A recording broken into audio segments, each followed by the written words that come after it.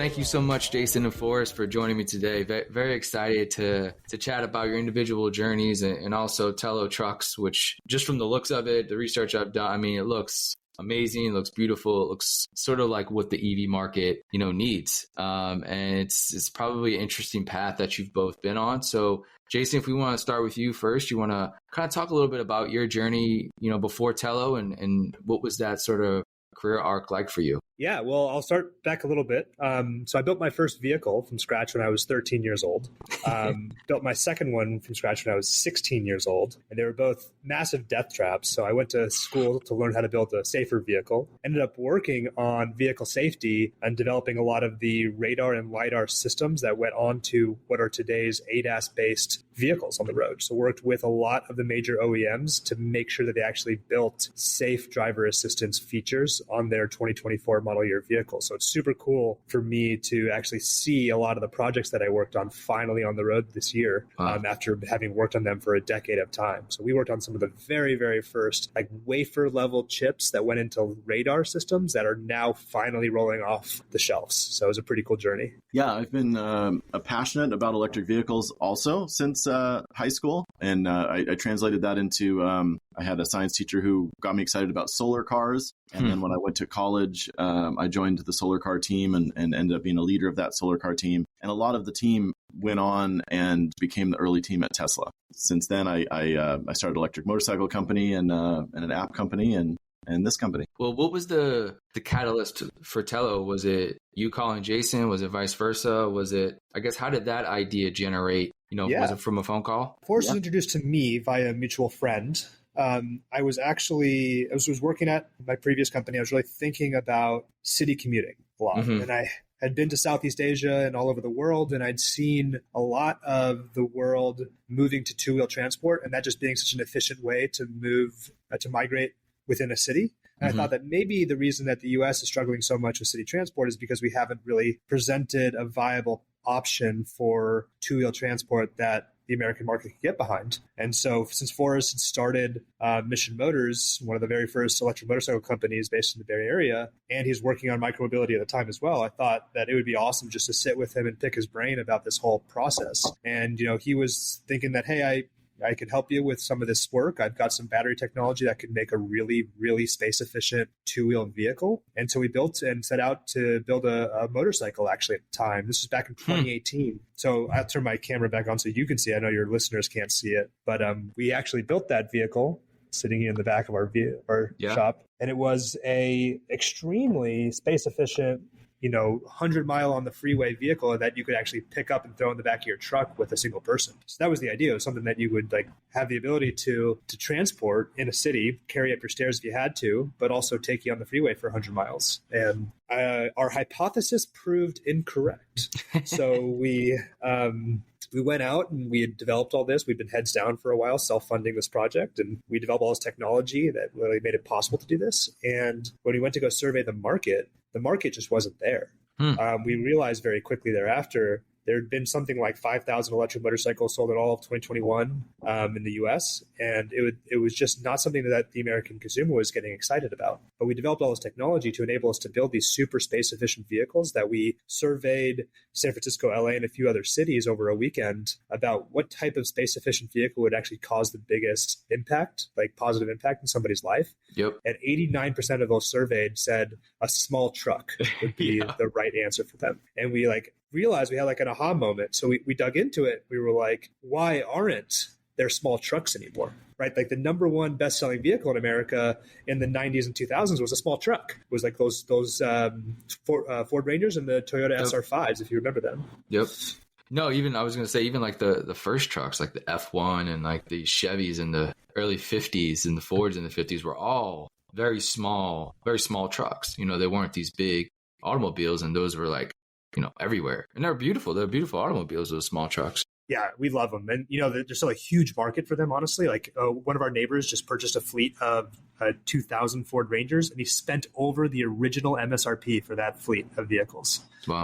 How crazy is that? Yeah. But so we realized that there were no small trucks on the road, and we saw that the market was transitioning to these massive 20-foot long trucks. The average size of an American pickup truck is 3 king-size mattresses and stacked end to end. Like it's and the average price is $60,000. It's wild what's become of this. But we just assumed it was the mentality that Americans all loved giant trucks. It was like it's a thing you would assume, right? Americans are just hoorah, big trucks. It's definitely marketed that way, definitely. And you're exactly right. And we found out it was actually far more complicated and nuanced than that. And it's really surprised us in learning how it actually came about. So the story actually starts in the 1970s when the EPA was created, and the Environmental Protection Agency set a bunch of standards for saving gas because there was a gas crisis mid-1970s. So they told automakers, you have to build more fuel-efficient vehicles. And that kind of led to the first kind of set of standards for fuel economy. But they only applied to what they called at the time passenger vehicles. So they exempted light-duty trucks from those classifications. So a lot of automakers started pivoting and building a lot of trucks and building SUVs and calling them trucks and getting away with pretty poor fuel economy in vehicles for a long, long time. And what happened was in 2010, the EPA said, okay, that's enough, automakers. We're going to start putting these regulations for trucks. And so they actually gave the automakers a series of regulations. But what those regulations were, when you looked into them, was it actually gave you brakes on how fuel economic your vehicle could be if you built your vehicle larger. The idea was that if you built like a semi-truck style vehicle for the workers, it could burn way more fuel. It could be far less fuel efficient than a small truck could be, because that's maybe more for consumers or really people that were working around, smaller projects. But in reality, what happened was these automakers looked at this set of requirements and went, well, I can't really build my motors more efficient, or it's really a lot of energy to do that. Let me just make my vehicle 6 inches longer, and then I pass the standards. And so we actually plotted like the transition between the 2000 Ford Ranger to today's Ford Ranger. And its footprint has grown almost 3 feet longer and a foot wider in that time. I want to kind of touch on Forrest for a second too, with the battery aspect of all this, because it seems like this is the brain of the operations. And I guess talk about, battery packs, like where we are now. Obviously you did the Mission Motors sort of battery, and sort of since then, how is sort of the battery graduated for EVs? Like where are we at in the evolution? That's a great question. So I would say, let's see, some interesting. So there's always really exciting battery stuff like on the horizon. Yeah. But if you look kind of historically, battery cells have been increasing at a pretty steady rate. And just to, as an example, like the first cells that I was working with in 2005, cylindrical cells were like 2 amp hours for an 18650, and now that same 18650 is somewhere around, you can get them, probably 3 times that energy density. So there has been a lot of increase of capacity, and it's going to continue. It's continuing on that trend. So it doesn't seem like it's hitting any physical barriers. And there's always kind of the hope of a big step change, but that step change hasn't really materialized yet. So I certainly know lots of people working on it, but some of the fundamentals stay the same. So I think that's maybe where I'll go, is that one of the things that's kind of interesting from what we're doing is that, I'm a big fan of the kind of type of battery pack that Tesla builds. They fuse every cell, and they use the standard size cell that the world kind of uses. Now, once they got big enough, they started to develop their own, of course, but what's kind of interesting actually is you haven't really seen that cell, I'm talking about the 4680. You haven't really seen that in a large amount of vehicles yet. And I don't know why that is, but what I do know is that it's very difficult to manufacture these cells, and get this kind of like multiple nines of 99.999% kind of reliability and homogeneity. So the cells are mass manufactured in these lights out factories, and so you really want to use them because they're the most reliable and the most energy that you can get for your dollar. And they're also, by having a small form factor and fusing them, fusing each cell, you get a really safe, reliable pack. And that's something that the large OEMs didn't really realize in the early days. And some of them have gone back that way, but a lot of them have been fighting this fight of trying to use large format cells. And the problem with large format cells is that, well, first of all, the reason they use them is because they've been kind of on this philosophy of lowering part count at any means possible. So it's a way to increase reliability of your vehicle and lower costs, is just lower the amount of parts, in total. But when it comes to batteries, that's actually a problem, because if you have these really large cells, they tend to be less reliable for a number of reasons, happy to go into. But one is just a electrical connection method. You can imagine if you have 90 small cells in parallel, if you lose one of those cells, you're only losing a very small amount of energy, and you're only limiting your current of it by 1/90th. But if you have maybe 2 or 3 really large cells in parallel, and one of those goes out, you pretty much, you incapacitate your vehicle, because you really lower the amount of current that you can draw, and they're very hard to replace. So that was a big question I had, is sort of replacement versus battery life versus, I guess normally when we think of, batteries on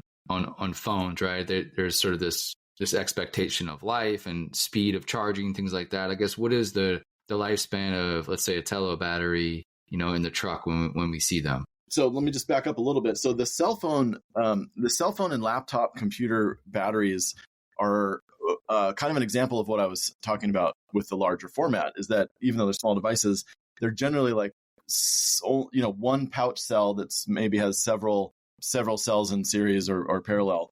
It's a small circuit, but it's a fairly large cell for that circuit. Gotcha. So what happens if there's any failure on one of those, let's say there's 5 cells in series or 2 cells in parallel or something, there's no backup, right? Like, if you lose any capacity, it really affects the device. Gotcha. And the devices are kind of designed, they're really maximizing everything, and they're putting a lot of heat into those cells. So the cells are not thermally managed very well.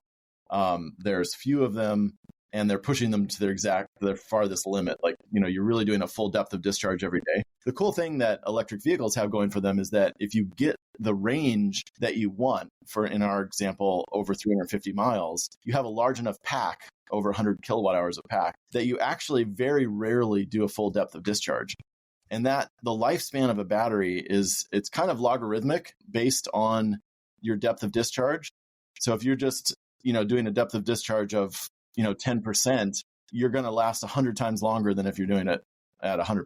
So most daily driver, so everything kind of like flows to the laws of averages, where the average drive in the US is something around 24 miles a day. And so with 350 miles of range, you're just never really going to see that daily full depth of discharge. By depth of discharge, you mean sort of waiting till it's battery's at 5% to charge it versus at 75%, you charge it as well. Exactly. Gotcha. Yeah. And cars also have the ability to kind of limit that top 5 or 10%, which you'll notice in a lot of vehicles, they allow you to do that. And that really affects mostly the calendar life. So if your car is just sitting there and you're not using it, you don't want it to degrade over time. And lowering that top few percent really helps that. So coming back to like the Tello battery pack itself, what's really important about what we do is that our battery pack is extremely space efficient. So we have a lot of technology that goes into making our battery pack. We have 106 kilowatt hours in the footprint of a 2-door Mini Cooper. And if you look at that vehicle, the electric version of that vehicle, it's a third the range of ours. So we have a lot of technology that went into making that battery extremely space efficient. So that's one part of the story. It's a lot of the development that Forrest did over the last few years with us. And then the second part of the story is that how we actually thermal manage the battery. And that goes to what you were saying around calendar life of the battery. Not only does the battery have to, maintain in its most promising operating range, but it also has to keep the cells at not just within their operating temperature range, but also when the vehicle is off, keep the cells at the same temperature across the board. Gotcha. Because that's it's not that the cells get hot and cold that really kill a battery pack. It's that one cell gets a lot hotter than another cell potentially adjacent to it that really kills a battery pack. Because every single cell, Forrest likes to say this, I know I'm stealing his thunder a little bit. Forrest likes to say every single cell is its own little chemistry project. And so when you add heat, take away heat, do things to that cell differently than other cells, you get a different response in each of those cells. And as you change each of those cells ever so slightly from one another, it changes the electrical properties of that cell. So you're pulling and drawing more current from those. And as those diverge more and more over time, it's almost a compounding effect. So temperature is the number one thing you can keep constant between those cells. And we do an incredible job of actually maintaining temperature consistency throughout the entire pack, which is so important. And not only lifespan, but the actual performance of that battery pack. That's and going interesting. back to kind of my comparison in the beginning of kind of the two different paths you take with these large prismatic cells or a bunch of small cylindrical cells, that's another advantage actually, is that on the thermal side, those large format cells are terrible at thermal management. And most of the thermal management happens through the tabs that the electricity is flowing through. And so what you have is you just have a lot different of a environment happening near the tabs than you have in the rest of the battery. Whereas in the small cylindrical cells, the tabs are connected to the case on the negative side. And so you get a really nice direct thermal connection, and you get a lot more connection throughout the whole pack. So there's just a whole variety of reasons that I've learned over my career to stick with the cylindrical cells, fuse every cell, thermally manage them actively when you're charging and discharging. But the thing that we're doing that I think is cool on this pack that I haven't seen on any other pack is that we passively balance them in a very effective way for that 94% of the time where the car is actually sitting there not getting used at all. That's the part that's the big innovation and progress, is more cell temperature management, making sure each cell acts the same for the longest amount of time, rather than one kind of drifting off and doing its own thing that affects the rest of the pack. And so that's a hard one to market to, because what that's going to give us is longer lifespan and a higher reliability, and that's our goal for the brand. Like a very useful, a very repairable vehicle that can last for a really long time, because it is literally a utility. We're designing this thing to function for utility. Yep. Pre-orders are on the site. Like, where are we at in production cycle? When can we actually, people will get them shipped to them? We can see these bad boys on the road. Yeah, I mean, seeing the bad boys on the road and sending them to customers are two different dates, right? Just want to make sure I'm clear on that. So we have a drivable vehicle, a drivable prototype you can see on our Instagram channel. We've been torture testing it recently. That's our skateboard chassis. That's really our test bed for most of our platform, our battery pack, our drivetrain, everything. The next stage of our company is really getting a fully functional press vehicle with all the fit and finish in the hands of a bunch of people, so they can actually experience the vehicle and really understand how we do what we do. Mm-hmm. So that's anticipated this year. Following that is our pre-production schedule for our first set of vehicles. And our first set of vehicles anticipated rolling off a lot at the end of next year. Obviously, I don't want to make any firm promises on exactly what day that is. Sure. But that's what our schedule looks like as we sit right now. One big question I had circled is I wanted to talk about the OS. Will Tello have its own OS in the system? Will it integrate someone else's OS? Will you partner with an OS system? What is the thought process of having your own operating system? So we haven't signed our specific documents. I don't want to give any names or things like that in that response. But so the core piece of our value proposition of our company is we're building an extremely utilitarian small vehicle, like a thing that does everything a mid-sized truck does in the footprint of a two-door Mini Cooper. Mm-hmm. So all of the decisions we make, our design decisions, are geared around that utilitarian factor, and we're not going over the top with a lot of other features on top of that. So the parts that we develop ourselves are the battery pack, this chassis, the safety system on our vehicle that allows us to get 5-star crash rating despite not having a long hood, and the packaging of the people in the vehicle. A lot of the software components for the infotainment and for the user experience are a prepackaged system that comes off the shelf with our manufacturing partner that we're working with. So again, a lot of that is kind of not public information yet, so I won't share too much. But really, we stick to what we do best, and that's build battery packs, build safety systems, design our vehicle, and package our vehicle. You mentioned earlier when we talked was sort of the two-wheel vehicle that you initially set out to build. And when, you sort of did the market research and transferred over to the idea of trucks, is that when you set out to go raise some capital for Tello? Because that transition was going to be a little bit larger than sort of expected, and the market was just way bigger. And so, hey, let's go raise some capital here. Yeah, it's a funny story, actually. We were in the midst of raising capital to try to scale our vehicle because we'd already developed our first vehicle. We were getting close to ready for production of that motorcycle, so we just needed the capital to get there. And then we realized that, oh man, we're pivoting. And so we were halfway through a discussion with our first venture fund that funded us, and we were like, hey guys, I got to tell you something.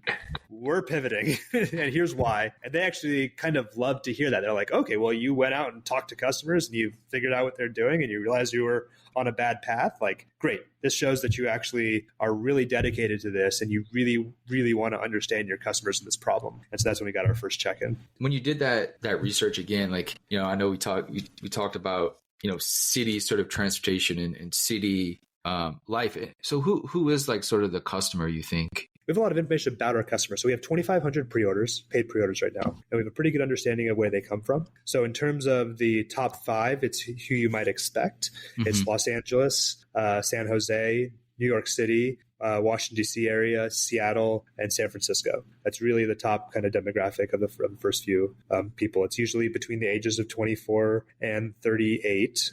It's about 60-40 men and women. So it's kind of like that millennial city goer that you might expect to see. But what's really surprising to us is how many people made pre-orders from places you wouldn't necessarily expect.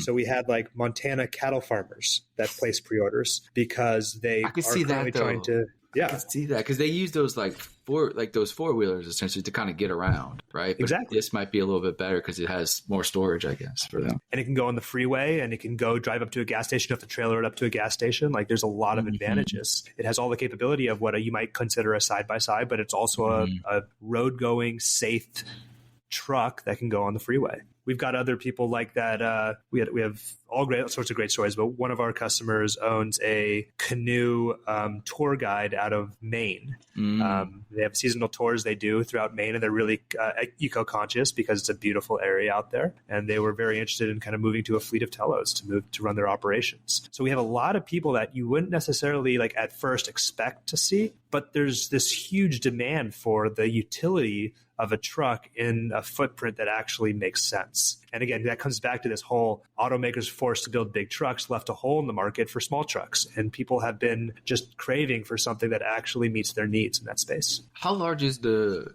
bed? And like you mentioned a canoe. That's pretty big. I mean, that's a pretty big thing you can fit into the bed of the truck.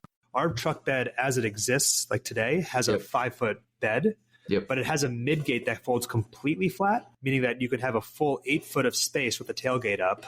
You can fit a full 4x8 sheet of plywood or stacks of 4x8 sheets of plywood in the back of our vehicle with the tailgate up. So a lot of storage capability in this tiny footprint. And I saw that you can kind of almost, I guess, like a Jeep Wrangler where you can cover it. Like, is there a piece that goes around it? That's where right. You can cover it up where it kind of then looks like the bed's covered up, or obviously there's sort of more seating or more protection for things that you're lugging around. Does that come with all Tellos, or is that sort of an added? So we will have that be our top cover is a factory installed option. One of the things I hate about my truck is that you have to go through a third party to get in a factory like tonneau cover installed. So this is a factory option, and it can double as a cab as the SUV version of our vehicle. Yep. So you could have a third row of seats in our vehicle, and it has the glass that meets the standard requirement for crash safety. So it will actually be an SUV version of our vehicle. And that's the last thing I kind of want to touch on is just the design aspect. I mean, it's a beautiful automobile. I think obviously a lot of thought, design process has gone into, obviously the truck part, but also, have it coverable, have all these different things. Like, talk about the design of it, the aspect. I guess your other co-founder has the design background, brought him on. Like, to me, this is the biggest part of all this. It's kind of, I think, what Tesla did right. They weren't the first electric vehicle. They were just the first one that actually made it look good. And that's what I think brought a lot of attention to it early on. Yeah, I mean, Eve would be the best to talk about that. But I'll just say a few words because I'd worked with Eve before on the Mission Motors project. What we really love about Eve is he has this modern design aesthetic, which we think really, but it's also like it's not overly complex. Like, it really distills things down to a very clean, simple, modern aesthetic that really fits with the city. And we really felt like it just, we wanted to not have we felt like a lot of trucks out there have a bunch of badging and, crinkles and like a bunch of like fluff. And we really want to have a truck that is serious and strong and beautiful. The last question I have is really about next 3 to 5 years, a little bit about the future and sort of the goals that you guys would like to hit as a company. When you guys sit down and talk about these goals for sort of 3 to 5 years down the road, what do you talk about? What are some of the pressing things that you want to try to hit and succeed on? Yeah, well, one thing we talk about a lot is the market, right? And if we look at the city truck market, there's actually 3 million pickup trucks that are purchased every year in downtown U.S. cities. So it's about $200 billion spent on trucks in downtown cities. And we feel that we could make a major impact, not only in the efficiency of cities, but also in the environmental impact of these cities by switching as many of these vehicles over to a Tello footprint as possible. Because one thing we didn't realize when we started this project was that out of all carbon emissions in the U.S. across every single economic sector, light-duty trucks constitute 10.5% of them. So a double-digit percentage of the carbon emissions in the U.S. come from light-duty trucks. And that's a massive dent we can make in the environmental impact just by switching over to light-duty trucks. So that's one big thing we talk about, getting as many people on board excited, driving the Tello vehicle as possible. So really scaling as quickly as we can, but doing so in a very profitable way that doesn't get us into a trap that a lot of other EV companies have fallen into over the last 20 years. The other thing that we talk about is the innovations we made in our vehicle packaging, in our battery technology, and our safe technology. It doesn't have to just apply to light-duty trucks. And we have other plans that look at, different types of vehicles, vans, SUVs, hatchbacks, even commercial vehicles that really could benefit from the same type of thinking that we've employed for the truck. The truck is really our milestone because it makes the most impact when we say we have a full-size truck with the capability of a full-size truck and the footprint of a two-door Mini Cooper. Everybody goes, wow. Yeah. How'd you do that? That's incredible. But we can do that same thing for other classes of vehicles. And so that will be really sort of a main goal down the future, is kind of bring out more of a product line. That's definitely in the cards. Absolutely. But really, we want to just have people rethink transportation in general. We want to shrink the footprint of mobility. And that kind of comes back to like the mission we have and when I say shrink the footprint, I think it's really a double meaning. It's the physical size footprint and it's the environmental footprint that these vehicles leave. And those go hand in hand with one another in many ways. Like if you look at the electric pickup trucks that are on the road today, they weigh upwards of 8,000, 9,000 pounds. Yeah. They have, 200 kilowatt hours that has so much raw materials that goes into them, from lithium, cobalt, and nickel, that is just incredibly taxing on, mines and the environment. And they are tearing up streets. Their tires particles are going into roadways. They're really not that much more efficient than other vehicles on the road. And if you look at the amount of energy required to pump into those vehicles, they actually burn more CO2 per mile driven than like a small gas car does. And that's not the way to a sustainable future. So if you can rethink the footprint, the function, the form of the vehicle, and do so in a way that's actually really making that impact you want to make, I think that you can really make a